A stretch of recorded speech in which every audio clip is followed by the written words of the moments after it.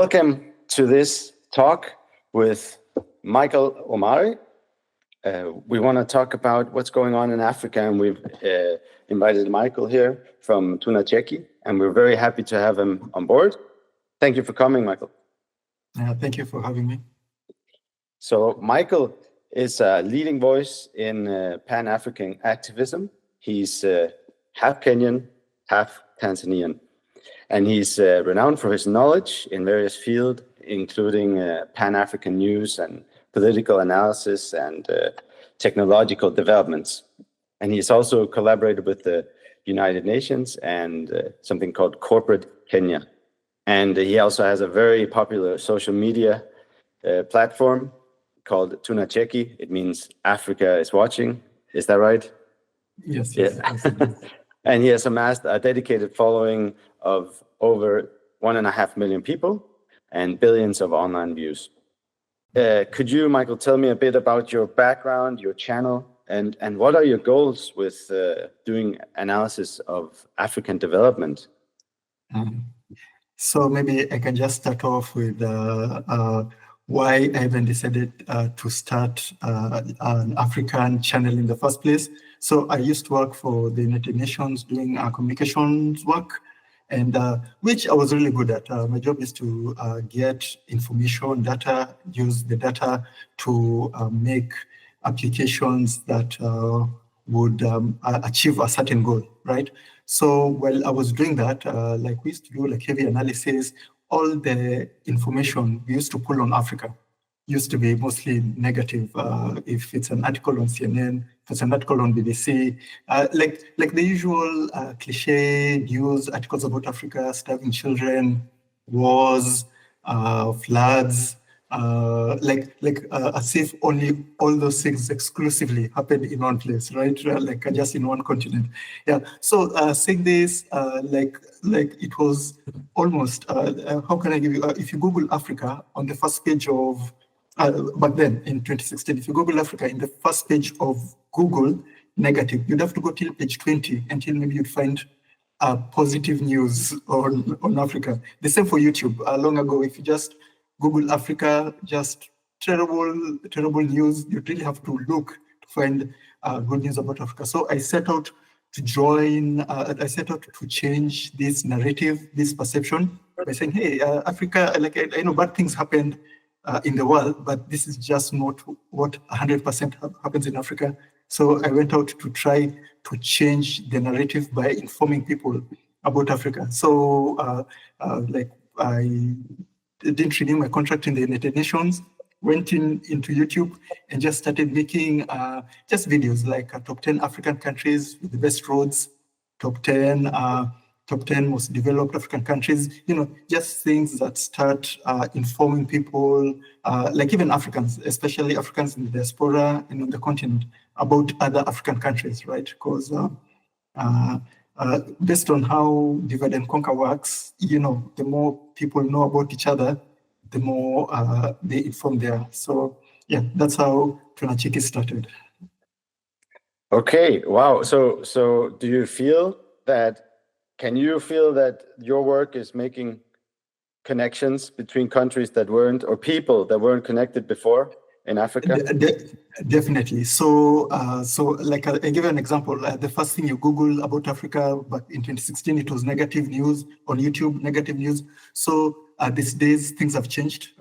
Maybe these guys have changed the algorithm, but when you Google things on Africa, it's usually like a mix, like some good, like on the front page, some bad. The same on YouTube, some good, some bad. And but in 2016, I was the only one doing this, like exclusively making Pan-African content. These days, there are thousands and thousands of creators from different African countries, from the diaspora, doing what I've done. So I really feel in 2024, we've made progress on the original goal of changing the perception and also connecting other Africans to talk about their countries and inform each other on what's actually going on in the ground, right? Okay, and so it's called Africa's watching, or that's kind of the tagline. Yeah. And then you have this picture of it's a camera and it's pointed right at us. Yes. And in a way, it's kind of scary, right? Because it's saying we see what's going on. So what is Africa seeing, or what are you seeing? Yeah, I know this is a very big picture, but what is kind of going on if we look at the last 20 or 10 years? How is it developing socially and politically in Africa? So what's going on in Africa is rapidly developing at a higher curve than historically other developed countries, right? The way Africa is growing, it's rising more akin to China. You know, the way in 20 years, China just went from a developing country to a first world country, right? In just a little span. So Africa is growing at the same rate, but based on the outlook of how the world sees Africa, they are really trying hard to keep the status quo. They want Africa's image to remain the same. The needy continent, the dark continent, the continent that always needs aid, you know, right? So that's what Africa is saying is how the rest of the wider world is treating us. It's looking at us with the same lenses as us. We're looking at them with different lenses. And these medias, we've talked about them, that are painting this picture. Can we define what do you see as the mainstream media? What are the big media? So back then in the 90s, at least there was a distinction between the mainstream media and the corporate media. But since the popularization of social media, these people just combined. You know, they're like, hey, we can't beat social media, so they've come together. And right now we just have corporate media, where if you are the BBC, if you are the CNN, if you are the France 24, all these other ones, they mostly care about what their investors want, what the bottom line is. It has very little to do with news, as the mode of operation is not informing the people. It's capitalism, right? It's making a profit, right? If CNN is not making a cut, reporters are fired. Like it's more of a business rather than journalism, right? You know, journalism is about the story first, then the business later. But with corporate media, it's more about the business first, right? If there's a scandal in Microsoft, but Microsoft is one of your investors, of course, corporate media wouldn't cover that scandal. So that's how media has evolved from the 90s. And with that is, if it serves the interest of corporate media to have this perspective about Africa, they'll keep it. And that's how, as Africans, we see how media treats us more. It's like a business. Who at the end, who has to profit at the end, and not about news or information or journalism or investigations. Yeah. Okay. And for example, in Kenya, where you are, is what type of media do the people get? I'm guessing you have local media, but do you also have international media and the TV, or what do people watch? So for us, we are unfortunately fed mainstream media, international media, together with our local media, which always parrots what the international media says. It's not an independent voice in local media. Whatever Reuters is reporting, it's exactly what we parrot, right? Like it's hilarious. The local media is in the country, right? But if Reuters tells them 500 people died in this fire or event, right? Like the local media wouldn't go to the actual location and confirm with the local police or the local Red Cross. They'll just take exactly what another entity in another country is telling them. That's how bad it is for local media. And this is local media for the whole of Africa. When I mean local media, I mean traditional media, TVs, satellites, right? They just parrot exactly what is given to them by Reuters, and it's given to them by these media news agencies. Yeah. So that's the current situation in like the whole of Africa. And are people waking up to this, or like if this is how do people, because people can see what's going on, so if they get one news from Reuters but they can see something else on the ground, well, what happens? Yeah. So back then, like you see, it's very easy to deceive somebody when their eyes are closed, right? You can tell them, hey, it's daylight and it's at night. It's very easy if they're blindfolded. But with the social media, with the onset of social media, right? Somebody goes on Twitter and says, hey, no, only 150 people died. I live in that area, right? I talk to. So there's this citizen journalism that's currently happening, and something you would know about Kenya. Out of every country in the world, Kenyans are known for being the kings of Twitter. It's even a huge group called Kenyans on Twitter, when X was called Twitter, right? So if there's anything like some fake news or disparaging news about Kenya that the Western media does, a whole army, you know what I mean? Army, like tens of thousands of Kenyans on Twitter, go to those pages. They they spam them. They set the record straight, right? And this is all citizen journalism, right? So Kenyans are known for being very ferocious about protecting the image through the help of social media, right? So with the onset of social media right now, local media is really becoming like a vestigial organ, right?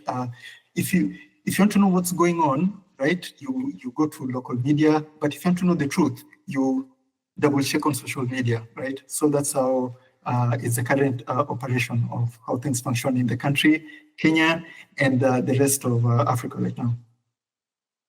Okay, so social media has a great power to inform, but it also has power to misinform sometimes. And definitely. Yeah.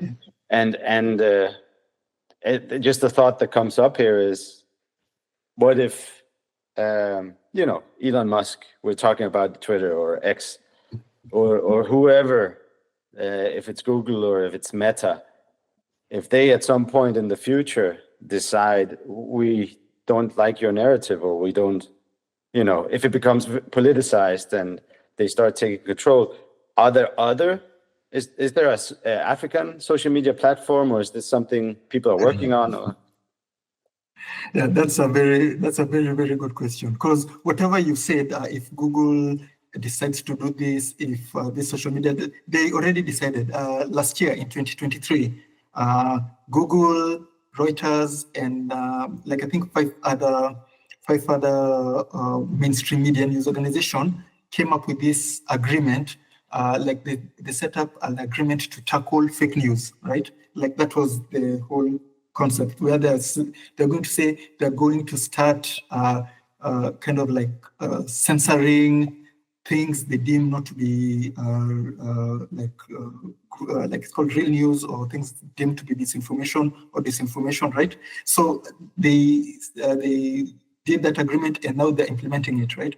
But with something like that, as you said, fake news is bad, right? Fake news is dangerous, can cause deaths, can cause injuries, can cause coups. But now it seems that they are overextending this power, where fake news or misinformation or disinformation these days is equals to things that they don't want to hear, right? So it's such a thin line. It's like if you don't want to hear what other people are saying, it's so easy to put it in the umbrella of fake news, disinformation, propaganda. And because this organization, Google, with the rest of this mainstream media, made that agreement, I think legally they're covered to do what they're saying. They're like, hey, it's fake news. So yeah, that's it happened last year, and right now I've been doing some research. So many creators from Africa, Europe, America are getting banned from YouTube, from Facebook, from TikTok for this exact thing.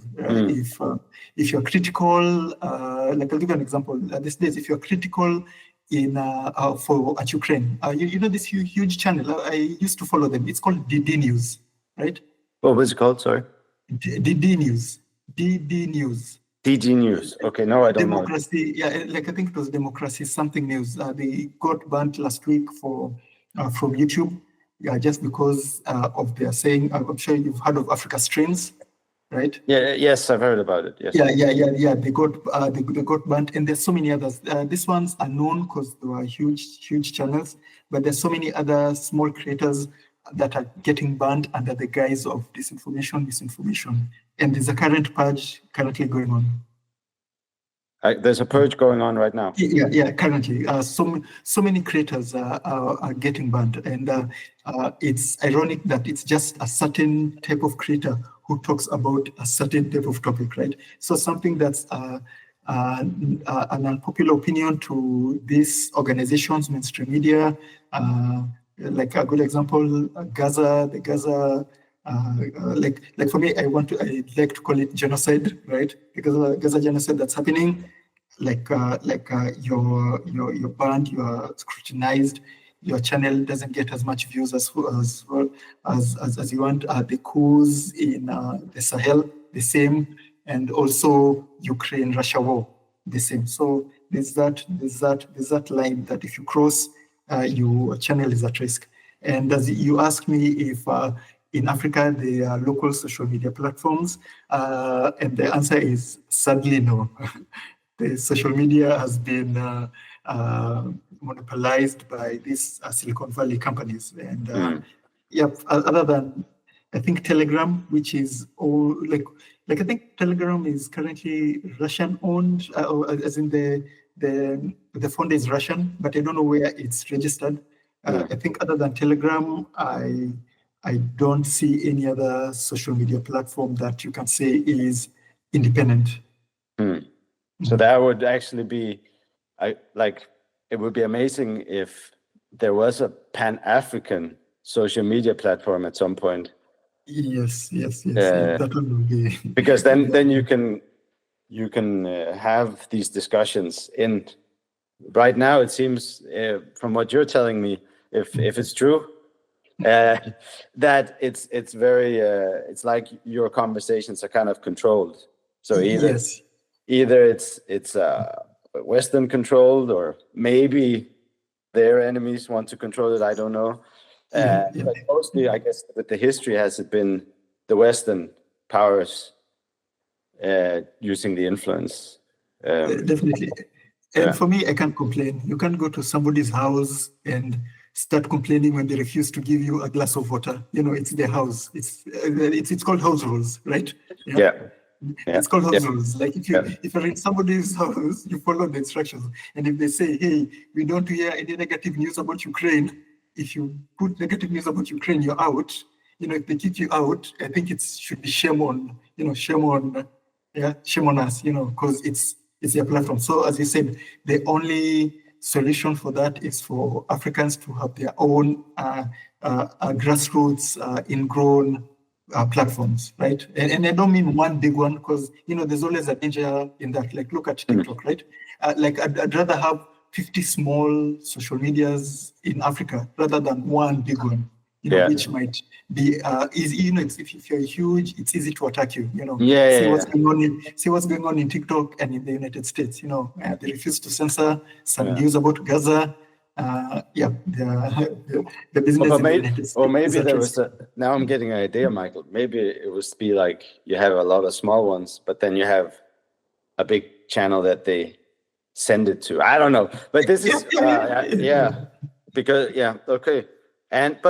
So I've been looking at Tuna Check-In, and your page has some pretty spicy thumbnails. How do you balance getting attention and being informative? Yeah, definitely. So that one has two answers. So the first answer is how can I say, the culture that we live in, sex sells. Sex is marketed, right? So the more controversial or sexy a thumbnail is, most likely people would tend to click on that, right? Yeah, and the content would be also entertaining to them. So because our goal was to attract people from their 20s to 50s, we went with that we went with that approach to attract the masses. That's why we've grown to like over 1.5 million subscribers, right? It's easy to attract people, right? Because people come for the eye candy, but they stay for the information, right? Because somebody will watch one of your videos, we do maybe. We tend to do these videos that grab people's attention. It's like a good example is we did this video, top 10 African countries to find a wife, right? I'm sure so many single European men would want to watch that video, right? But in that video, we just don't say, hey, like South Africa has hot chicks. What we go like, hey, South Africa, a country with a GDP of what, and its main economies are this and this. The population, the ratio of men to women are this and this. So while them looking for the hot women, they get information about you get, and then slowly that's how you create interest. So most of our videos were like that, right? Before you start somebody, unfortunately these topics for geopolitical news, political analysis, they're not sexy, they don't flow out of the mouth nicely, right? So you really have to have the interest to go to Tunachili to get a video about, let's say, top 10 countries with the best GDPs, right? You really have to be an economist or somebody interested in that, right? But we found out a way of informing people of that information through using different topics. And that's the first reason. And then also, the other reason is that there's a kind of double standard when it comes to YouTube, right? So let me give you a good example. So Western culture, and when I mean Western culture, this is not more so in Europe, this is more so in America, right? They tend to heavily link sexualization and entertainment together, right? Yeah. So that's so much linked together. So as we can do a video on, let's say we were doing a video on Zulu women, right?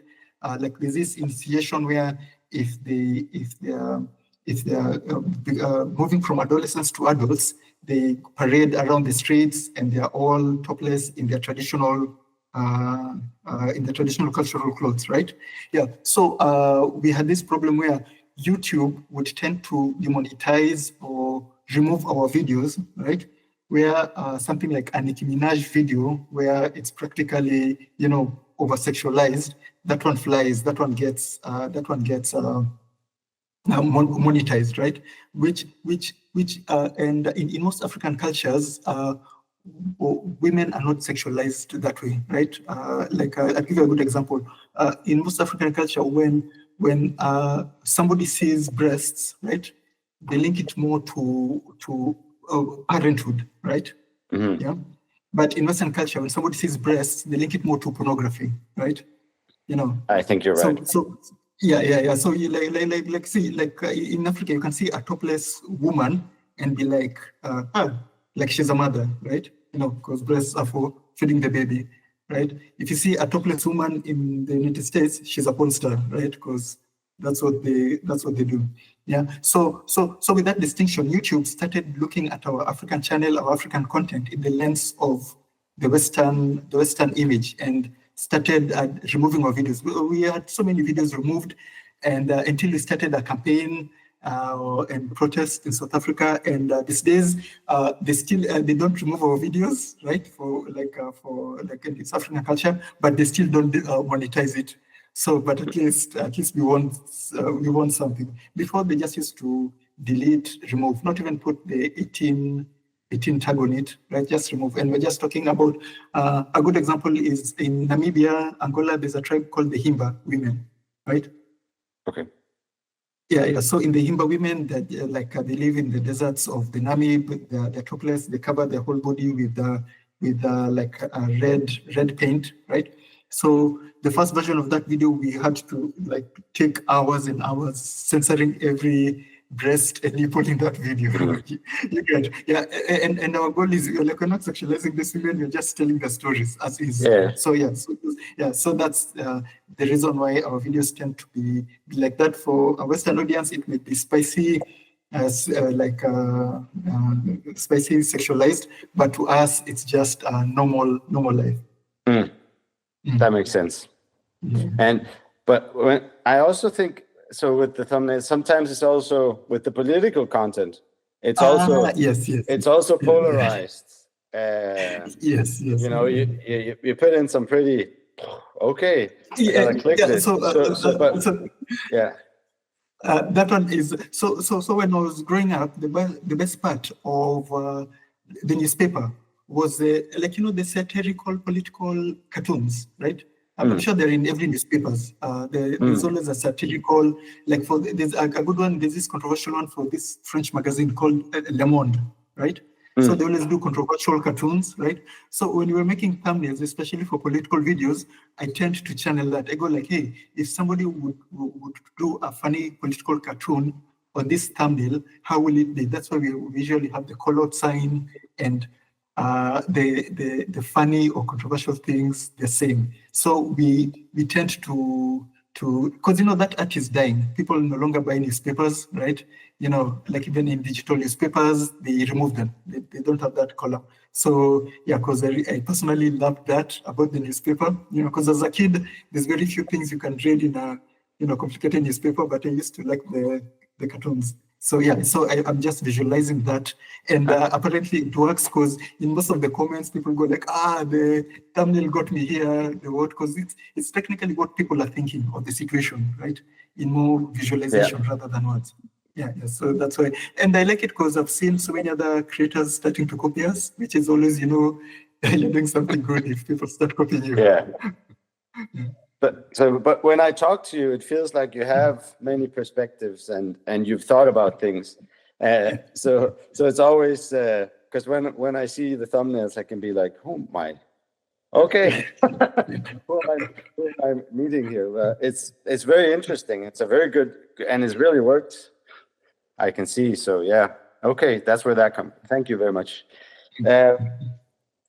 I'd like to go on because a lot of your videos have been about some of the things going on here with Burkina Faso and Mali and Niger, and they have broken from something called Ecowas, and there have also been coups in these countries, and now you have Traoré in Burkina Faso. People don't know what to think about him in the West, and so a couple of things. What is Ecowas, and what are these coups? Can you give us a picture of what is going on from your perspective? Okay. So for let me just give you a quick background. So Africa is a huge continent, right? The whole of Europe, the whole of the United States, the whole of China can fit in Africa with space to spare, right? Africa is huge. Most people usually don't realize it, but it's so huge, right? We have 54 countries in Africa, or 55 countries based on who you ask. So those countries are usually put in regions, right? So the East African region is called the EAC, East African Community. The West African region is called ECOWAS, right? So these ones are more economic blocks where these regions they tend to trade with each other, like for free. Travel is mostly passportless, like ease of travel. So it's more of a preemptive idea of how people wish for Africa to be in the future. We are all, as in they're like a passportless, borderless Africa, right? So currently there are like there are 8 regions. There's SADC in South Africa. There's AMU in North Africa, right? So there's so many, as I said, the 8 regions. There's COMESA that goes from North Africa till South Africa, right? Yeah. So COMESA enables Kenya to get grapes from Egypt, tariff-free, cars from South Africa, tariff-free, right? So there's so many of these regional blocks in Africa. So ECOWAS was the East African bloc, and because, Nigeria is such a huge powerhouse economically, it was it's considered to be the biggest bloc, economically, right? So ECOWAS has so many countries. I think it has 18 countries, including, as you said, Niger. Before it had Niger, it had Mali, and it had Burkina Faso, right? Yeah. So these countries are also part of another region called Francophone Africa. So Francophone Africa are countries that got colonized by France, right? So Mali, Burkina Faso, Niger, Benin, Guinea-Bissau, Cameroon, Ivory Coast, right? All those countries were colonized by France, right? And based on that, based on how France colonized them, like it didn't let go once they got independence, right? So till today, other than, as I said, Mali, Niger, and Burkina Faso, right? All those countries I've mentioned still in part of the Francophone Africa are still paying some sort of tax to France, right? All their money in their central banks are stored in France. All their money, their currencies are printed in France, right? So there's this kind of new colonization, and things like mineral rights, mining, all the rights would first go to French companies, right? At peanuts. So if there's an American company or an Australian mining company that wants to go to Niger to mine uranium, they tell the government, hey, we'll give you 70% of the income, right? Because France has first right, right? Because France has the first right, it goes to the Niger government and says, no, you're going to give us the rights and we're going to give you 5% of the revenue. And there's nothing they can do because in the colonial agreements, it's like that.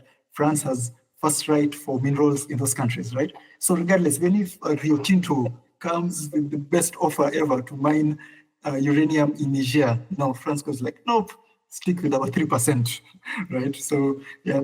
So that was the current situation before the let's start with Niger because all these coups happened organically, right? Before the coup in Niger was the second poorest country in the world, right? But also Niger is among the top 10 largest producers of uranium. Like in the country, I think it's the top 3 country that has the most uranium stockpiles, right? And uranium is, as in it's highly valuable and highly coveted, right? And for Western countries like Europe and America, the only other uranium that's easily available is in Russia and is in China. Those are really not friendly places to get things that you might use to, you might use on them, right? Yeah. So a country like Niger is like easy picking. It's like, as in, if you keep it on your side, you have cheap uranium for the foreseeable future, right? So the Niger people were starving. There were so many insurgencies, so many terrorist attacks, right? Which was all because of the collapse of Libya, right? This is another story, right? Libya collapsed, all the terrorists, Al-Qaeda, ISIS went and devastated the Sahel. So the Niger people, they're starving. Their politicians are rich because they get a cut of these minerals, right? The president and the people in power, right? They're millionaires. They've got chateaus in Paris. They've got Porsches in Paris, right? They're rich people. These politicians in Niger.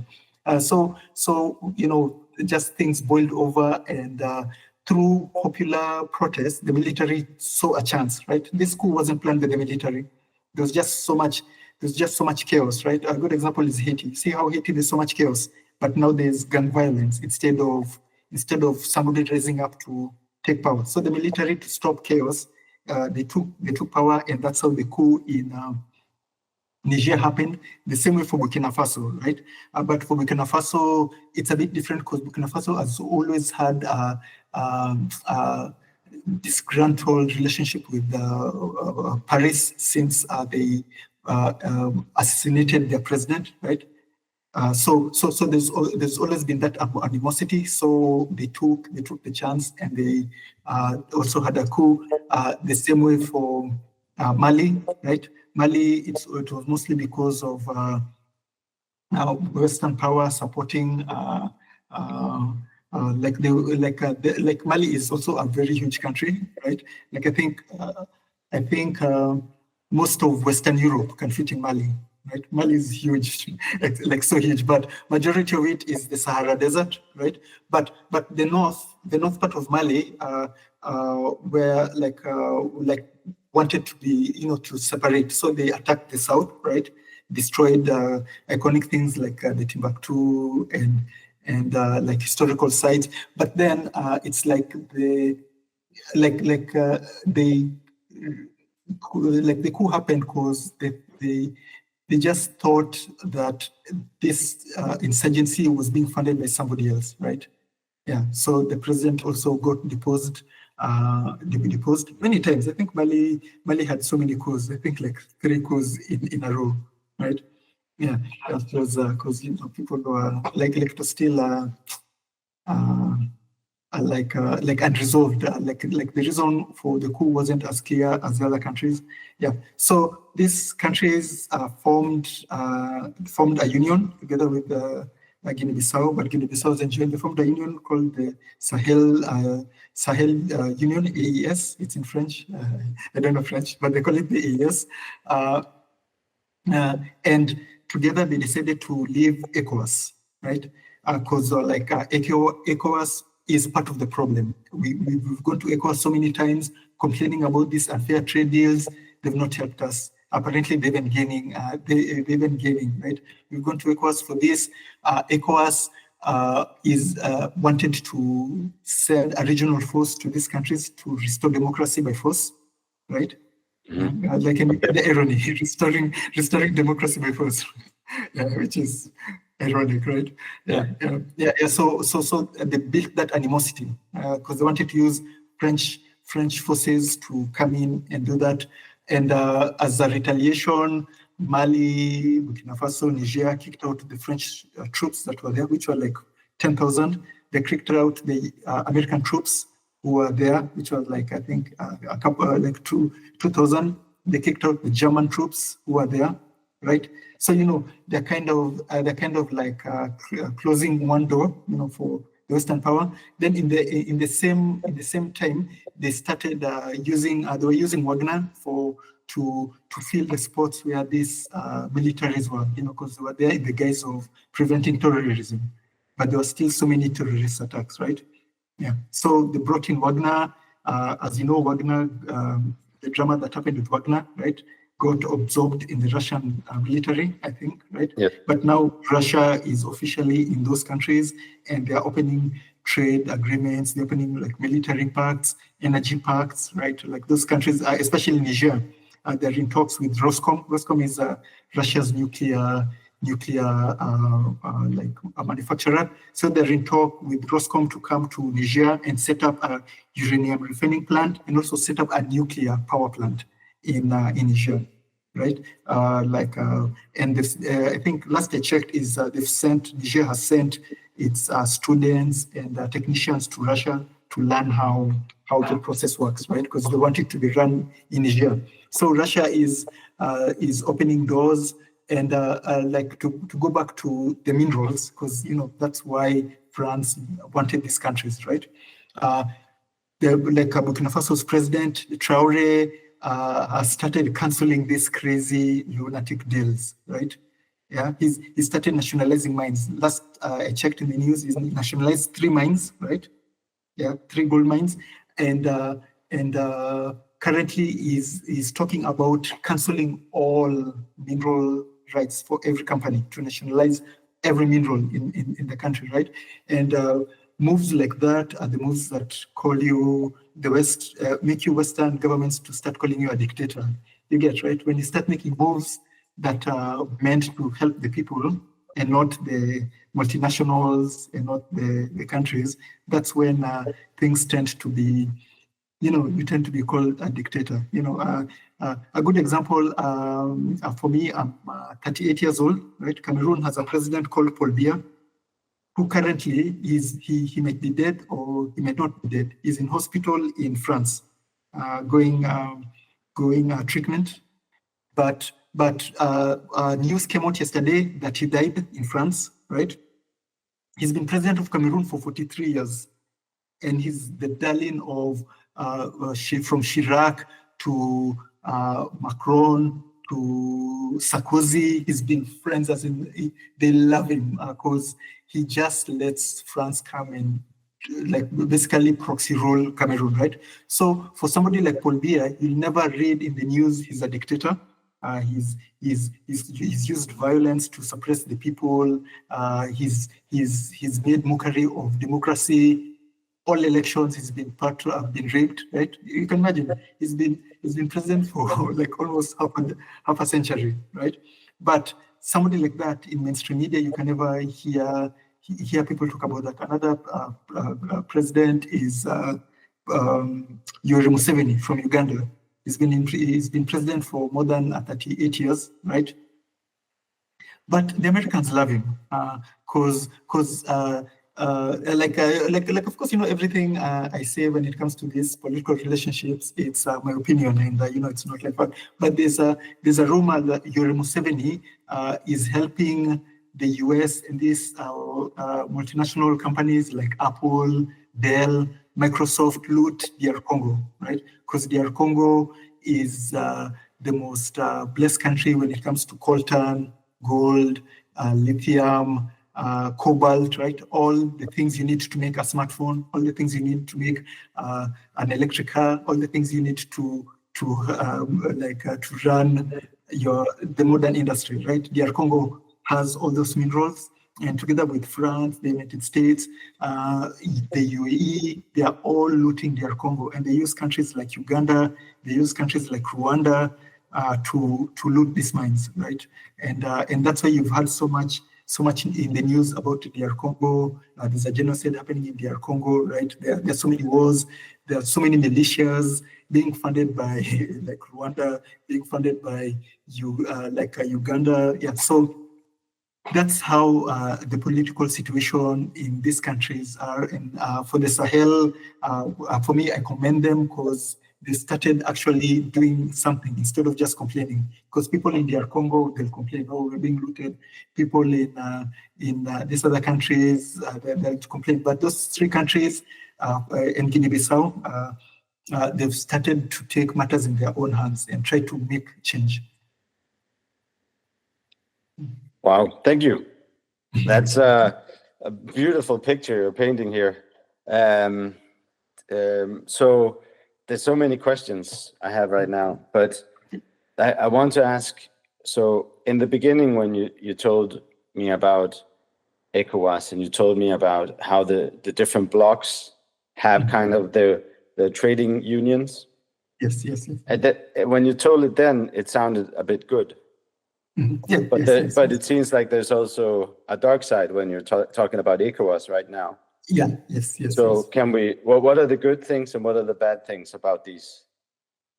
So let me start with the good things first. So with these regional blocks, it's like a vision of how Africa will one day become united and become a united Africa, right? Because it's very hard uniting. It's very hard uniting 54 individual states. It's easier uniting 5 blocks together, right? 5 is easier than 50, right? Yeah. So we are like with these blocks, the East African bloc, SADC, ECOWAS.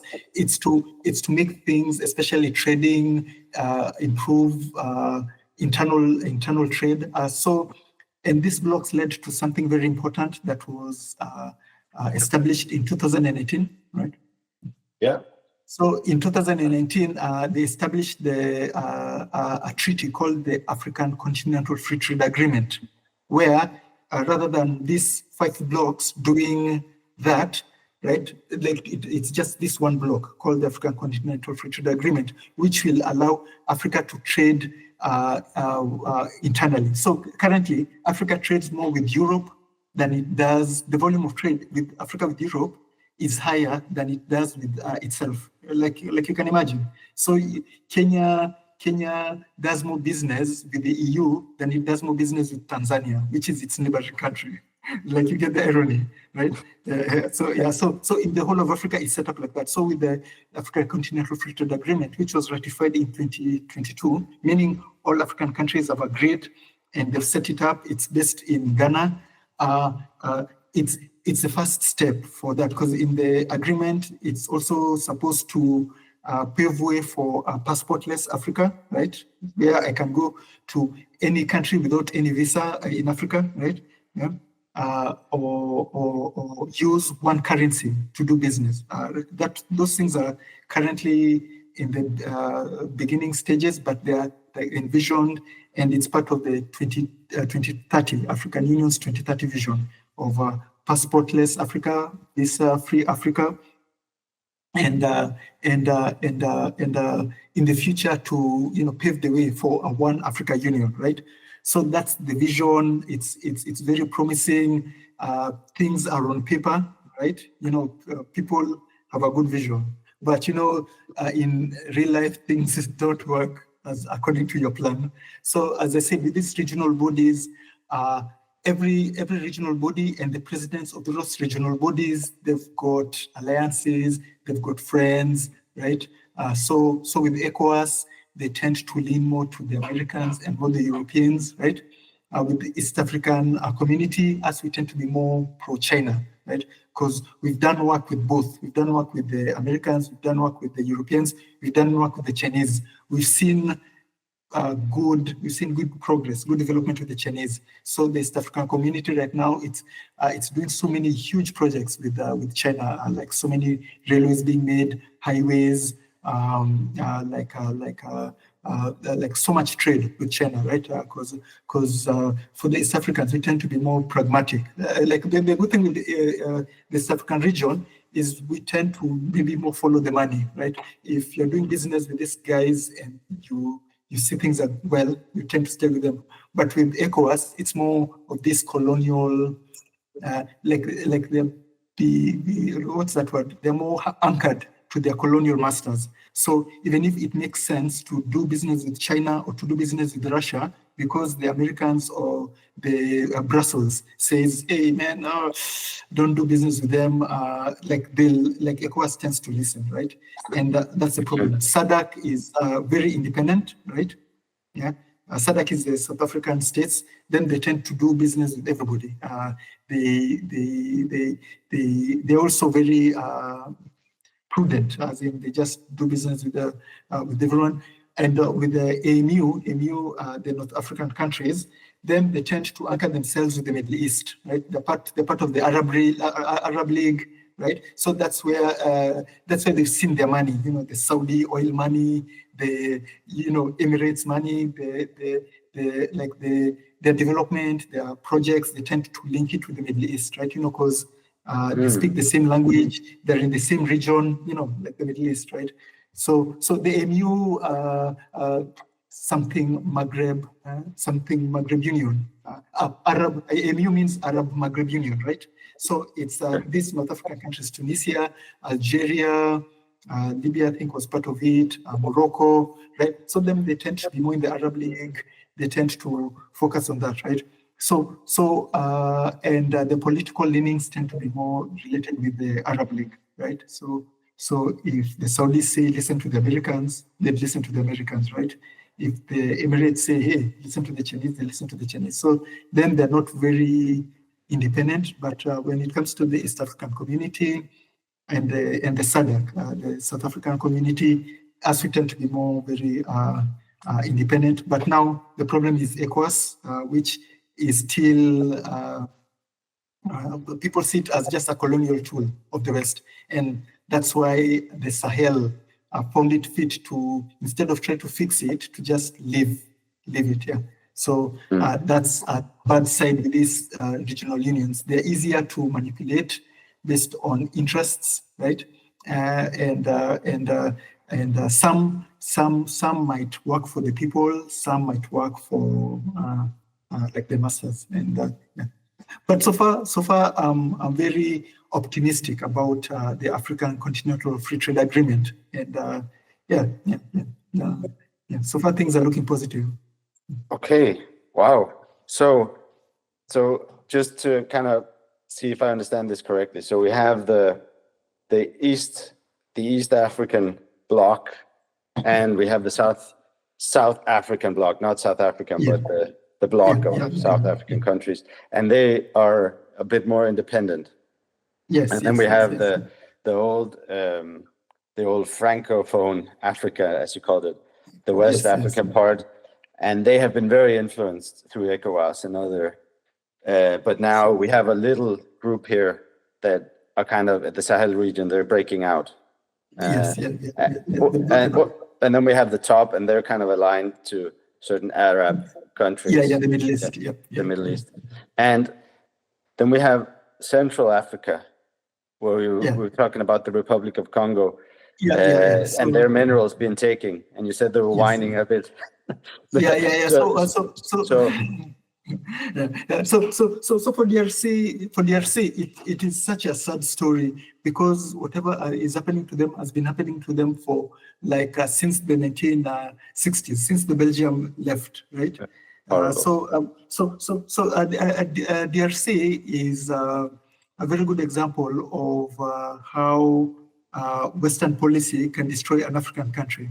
So DRC.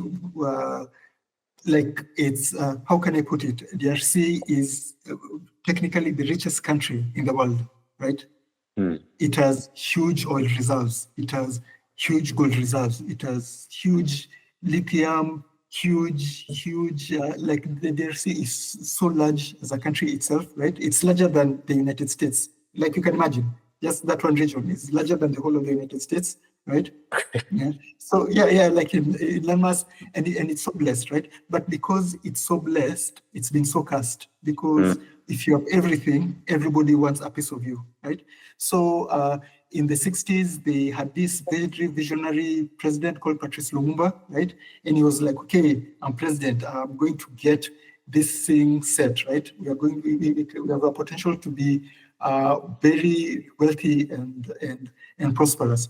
So because he started cancelling out, you see what Traore is doing? He started cancelling out these mining deals, right? The CIA and the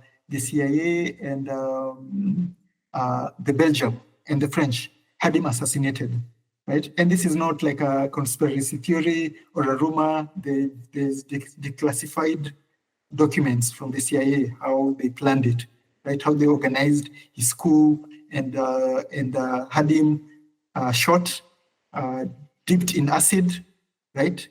And his remaining bones and teeth scattered, right? Yeah. And the only evidence is that we have, or that they did it, is one of the agents who did that, right? I think he was a French soldier, kept one teeth for as a souvenir, right? And even last year, recently, the DRC sued or petitioned this country to return it, which they did in a whole huge ceremony, right? So the visionary leader was assassinated, right, by the CIA, the Belgians, and the French, and they put in a puppet leader, right? And this puppet leader just kept the status quo, right? They continued looting it. The puppet leader started saying, hey, I'm not doing good to my people. He grew up conscious, right? Yeah? The West organized another coup. The French organized another coup. He got removed. Civil law ensued. War till today. They're still trying to put the country together, right? And there's so many other countries. Currently, the situation is Rwanda is sponsoring a militia group called the MK23, right? That is causing problems in the eastern parts of Congo. Uganda is also sponsoring another militia. And this how these militias work, you'd think their goal is to go cause chaos. No. They kill the people in a certain region, right? They install their militaries, and now they start mining. And all those minerals go directly to Rwanda, go directly to Congo, to Uganda, directly to UAE, where that gold is processed and it's legitimized, right? And now countries like Belgium can go hey, you're buying gold from the UAE, which is legal, right? Yeah. So that's the current situation in DR Congo. So many people have died. Last time I checked, more than 23 million people have died because of this chaos. right? Yeah, like so many humans have died in DR Congo, and they've always been because it's not like a direct military where there's one face you're fighting. Everybody's just taking pieces of you, right? Because you're so big. Like you can imagine, like a good analogy, you can imagine it's like a man who has a mound of gold, right? And the only way he can do is like grab it. It's so easy for people to just take it from all directions, and that's what currently happening with DRC. Like a good example is that we covered this in the news a few years back. Apple, Dell, Tesla, and Microsoft got sued by families of in DR Congo of kids who died in mines, right?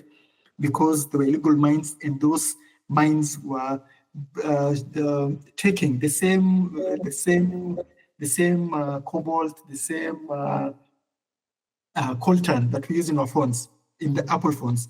Like those mines were the suppliers of Apple, and I think they won that case through a court settlement. And in the corporate world, multinational companies, that's the best you can get, right? A lot of court settlement, regardless if it was 50, you want 50 billion, they'll never admit guilt, right? They just be like, hey, take this money, keep quiet, right? Yeah. So these multinational companies have just been looting DR Congo like that. Yeah, and DR Congo right now is how can I say it? It's an example of the worst scenario that can happen in Africa, right? So like in Africa, the opposite of DR Congo is Botswana. Yeah, Botswana is the largest diamond producer I think in the world. Recently, they found the largest diamond ever to be found, right? So for Botswana, their minerals, I think the government keeps a huge, significant amount, right? Their mineral wealth is directly connected to the constitution, right? The mineral wealth directly goes to building roads, hospitals, like funding social programs, right? Yeah, politicians don't even get that money. It directly goes to helping the people, right? Botswana is a very stable, flourishing, African country. It's using its mineral wealth very well. Yeah. So now that's the positive. Because for me, I really don't like just doing the negative cliche stories. Right? Yeah. So it's just that different policies, right? As I said, like Africa is many countries, and every country has its story. But the story for DR Congo, it's very sad.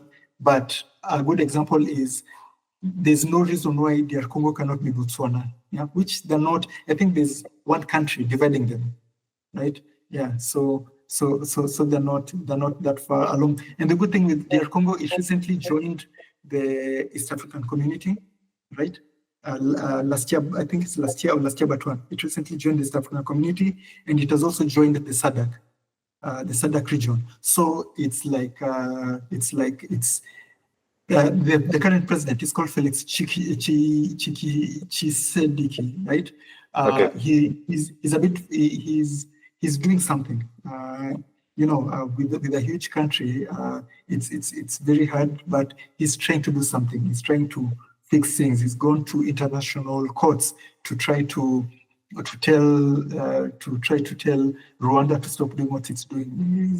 He's called France. He's called Belgium to try to indirectly tell them, please stop sending your people to do this to our country. He's trying to do something, but still currently the way things are, you can say it's just open season in DR Congo. Everybody wants a piece of DR Congo because the future is powered with what DR Congo has, right? Yeah. That's it's a sad analysis, but also, of course, hopeful. Yeah. Wow, Michael, we've gone through a lot. Yeah. I feel very privileged that you will share this with me and our listeners and watchers. I want to ask you here, We've talked about these things. We have the coups in Mali and Burkina Faso and Nigeria, and we have the things going on in the Republic of Congo. Do you think if your work and the work of other people in Africa, talking to other Africans, and do you think that could be part of, a hopeful future, that people are going to wake up to what's happening in their neighboring countries? What do you think, Harry? What are your hopes for the continent going forward, and which areas are you going to focus on with your work in the future? Definitely. So for me, like even when Eftertryk reached 1 million subscribers, right? Like I told the community, it's cool to have 1 million subscribers, right? You get the plug, you get everything. But what as we envision is for there to be 1 million Eftertryks, right? 1 million Africans doing what we do, right? Because and the way I always tell people, you don't need fancy equipment, fancy studio things. All you need is your phone. Everybody these days has a smartphone, right? All you need is a phone, and you don't even need to report the news. Just report what you're seeing, right? And so, like you can imagine, if there are 1 million Eftertryks, how much? Because we've achieved this much with just one channel. If there are 1 million people, Africans, doing what Eftertryk is doing, we always go like it will further help everybody to tell their own stories, to cause changes, right? In in the regions, people to start discussing things that they never could discuss before, right? Yeah, so that has been our goal, and that's what we see the future is for us. Like we just want to focus on building more channels. So for us, if like well as our open policy, we have this program called Friends of Eftertryk, where if somebody's like, hey guys, I'm from university or I'm a banker, I want to start a YouTube channel, we give them free promotion. We don't charge them anything to promote their channels. We give them free training. We give them the tips of tricks of starting a YouTube channel. We just help, and like you're a YouTuber and you know how hard it is to break out in the mold of YouTube, right? To start getting an audience or community. Yeah. So as we for free, we never charged anybody, and We've made channels have over 100,000 subscribers, 300,000 subscribers, many in the 10,000 subscribers, right? So that has always been our goal. Maybe to take it back, when I was young, I joined the UN because, like, based on what you see on the TV, you thought people would go to the UN to change the world, right? Those are where, laws are made as in if there's, change the world. But after being there for 4 years, I just saw the job of the UN is to keep the status quo, right? Yeah, the job of the UN is to keep the way the things are. America does this, Russia does that, China does this. The Security Council is just basically the status quo. Nothing gets done, nothing gets changed, nothing is achieved, right? Throughout the history of the UN, if you look at it, they've achieved nothing. They've not managed to stop any genocide, right? From like Sarajevo to the Rwanda genocide to right now the Gaza genocide, right?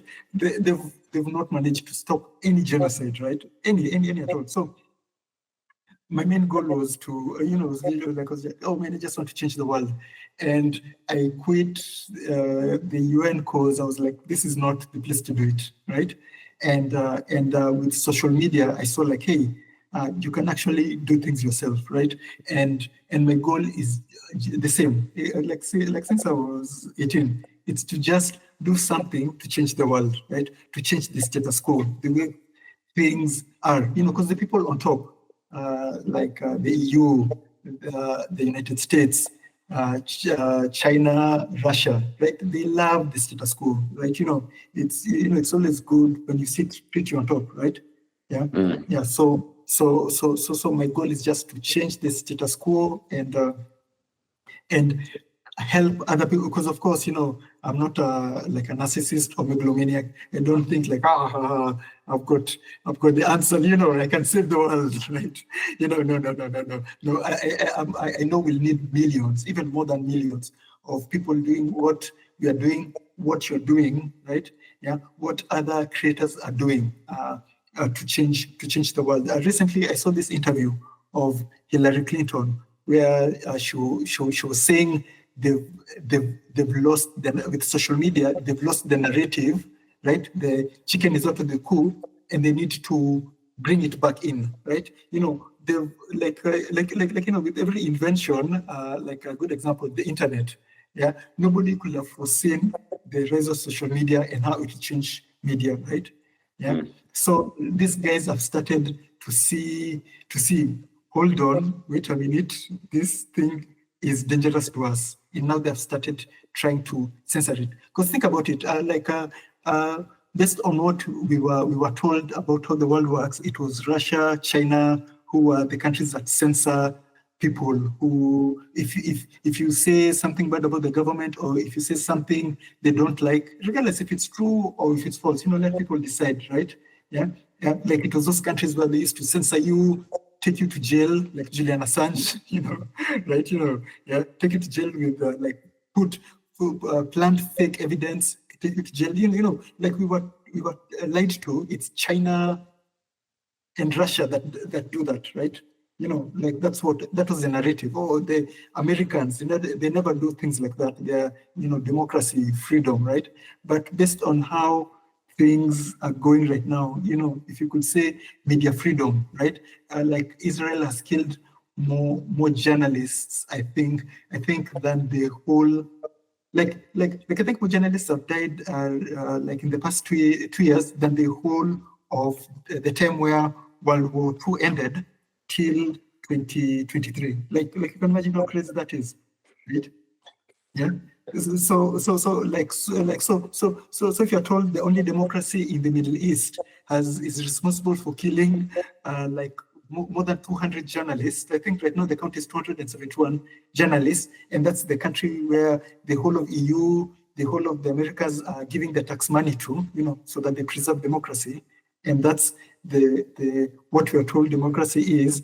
Yeah. So yeah. Things really need to change, because the story we've been told throughout the years that the West are the good guys. They are like, if it's not for them, Russia would nuke everybody. If it's not for them, China would come and like I don't know what they say with China, sell everybody fake stuff, right? Fake made in Chinese stuff, right? Yeah. So that with media, it was easy to, with traditional media, it was easy to tell people that lie. But when you see things, the policy of China, if you see the type of things Russia is doing in Africa, it's opposite of what we've been scared of. You get, right? Like a good example is this debt trap. Oh, China will debt trap you. The World Bank telling us China will debt trap you. The World Bank gives Japan loans with interest rates of 3%. It gives African countries interest rates with loans of like I think 70%, right? So who's here to debt trap who? China last month, I think they announced they are going to cancel all tariffs with Africa, right? So any business that goes on between China and Africa, tariff free.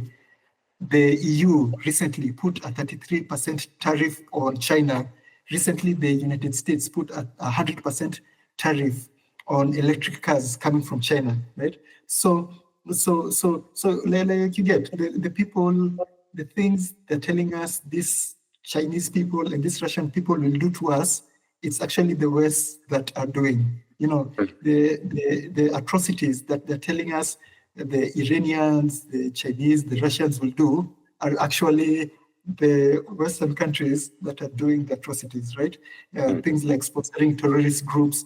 We recently, like I think even yesterday, and this one is confirmed. Like I like to distinguish between when we are talking, right? And when I say it's actually confirmed, like Ukraine funded Al-Qaeda to attack and kill Malians, right? How crazy is that? Where is that confirmed? Like it was confirmed. So you can Google it, but the reason it was confirmed, the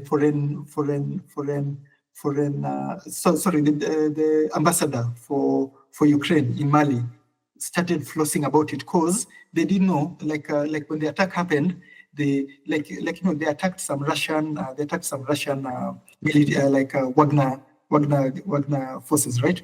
So it killed, I think, 23 Russian Wagner forces, but Al-Qaeda did. Al-Qaeda did the attack. It killed the Russian people in Mali, right? I think 23.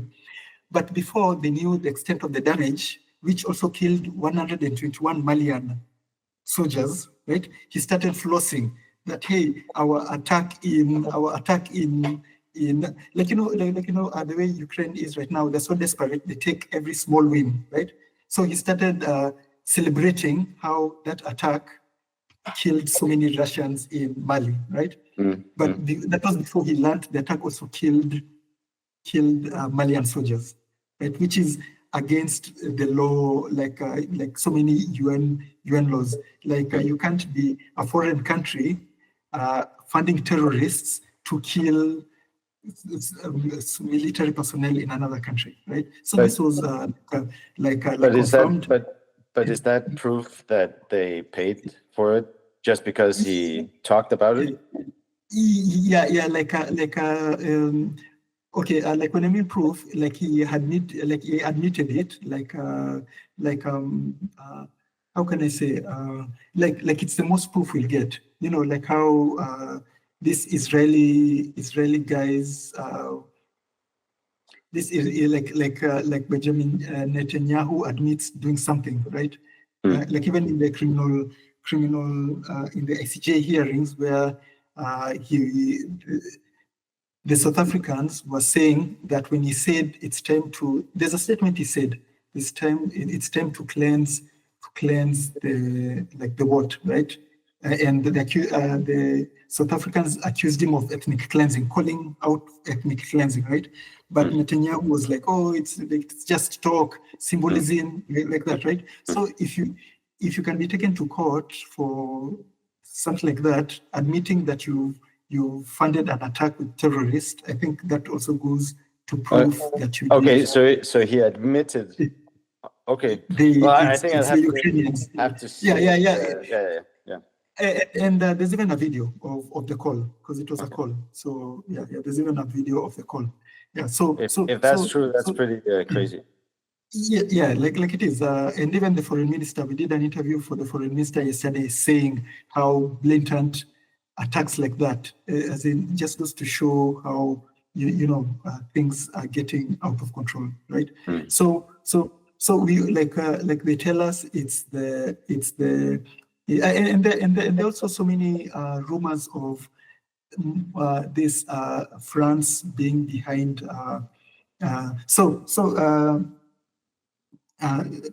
Like I think this was proven by the Niger or Malian government that when when Niger had their coup, right?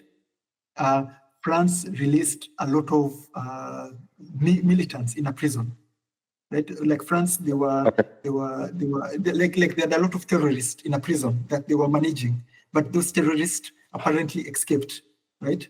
And they've been causing havoc in the region, right? They escaped and they stole a lot of weapons, right? So there are these gray areas where you cannot point the finger who's funding these terrorists, right? Yeah, but there are talks that France also is funding these terrorists in the Sahel region. Yeah. I guess it's hard to get accurate reporting because but there's nobody to get the information out. But the good thing is, even the reason I can say this thing is that I'm getting them from the actual officials in Niger, actual officials in Mali, right? I cannot say Ukraine funded Al-Qaeda if the foreign minister of, the prime minister of Mali has not said Ukraine funded Al-Qaeda, to kill our soldiers. Yeah. So all these are like the statements from official personnel in Mali, Niger, and Burkina Faso. The one for France supporting Al-Qaeda, the one for the attack Ukraine was supposed to have sponsored. Okay. But right now there's kind of a media war going on because isn't it true that, for example, in Burkina Faso, was it Burkina Faso where they're closing off certain Western media for propaganda? Yeah. So there is a battle going on. Yes, at the same time. Definitely. I'm not saying what you're saying isn't true. I'm just saying it's hard to say exactly. Definitely. Yeah. But I hear what you're saying. But that's also, is there a chance that countries like China and Russia, like right now, they can see, okay, we can give certain African countries a better deal. But does that mean that they have good intentions? Now you say. Do you know what I mean? Like, could it be that they're just trying to get the minerals? I'm asking you. I don't know. But It's like it's always a question. As in, are we jumping from the pot into the fire? Like, are we getting away from one type of exploitation just to go to another type of exploitation? Right. So for us, I think the current consensus is that trust but verify, right? With these deals, these days there's so much scrutiny. Long ago when governments were making these deals, a good example is I'll give for Kenya, right? Yeah. Long ago when governments used to make these deals, they used to be done in back rooms, and people get their cuts, right? Yeah, but these days things are a bit not as easy for them. Things they have to go through the people's consensus. So a good example is in Kenya, the government had a deal with Adani. Adani is India's richest man, right? Okay. He has a huge group called the Adani Group, right? Okay. Yeah, so he is a conglomerate constructor. So they had a deal so that the Adani Group will come and buy our airport and modernize it, right? So it can be an international hub, right? In the likes of Heathrow, the likes of Atlanta, like the likes of Dubai or Singapore, right? Like it looked good in paper, yeah. Very like, oh man, Nairobi is going to be the hub of, like how they market things, right? But people were like, hey, this is too good to be true. And they looked into the contract and right now, this deal is being scrutinized by the High Court of the country. It's being scrutinized by the parliament, where certain politicians, they will have gotten cuts, where things that were promised were never meant to be. Right? So these days, people are more vigilant, and it's easy for people to organize and come together and avoid these things from happening, right? So let's say if Kenya and China have a deal of let's say maybe a mining concession, right? Before, things used to happen if the people wanted or not, but these days it's very, very hard. So based on your question, there's a risk, but it will be very hard for things to happen like they happened before, because people are way more aware these days, extremely aware. Like even a bit too touchy, if I would say. Yeah, they're a bit too reactionary. A deal has to be perfect for it to go without scrutiny. Yeah. Well, I hope they're gonna have people like you keeping an eye on exactly what will be happening. Definitely. Yeah. Definitely. Michael, I'd like to say thank you so much for your time and your information. Yes. I really appreciate you sharing this and informing us about all these different perspectives of the Pan-African experience, or from your perspective. And so thank you very much. Yeah, you're welcome. It's been fun conversating with you, and and well, I'll definitely share this video and your channel to our community, so even Africans can learn about what's going on in Denmark and the EU and the perception. Yeah. Thank you. I hope we can talk again sometime. Yeah. Okay. So.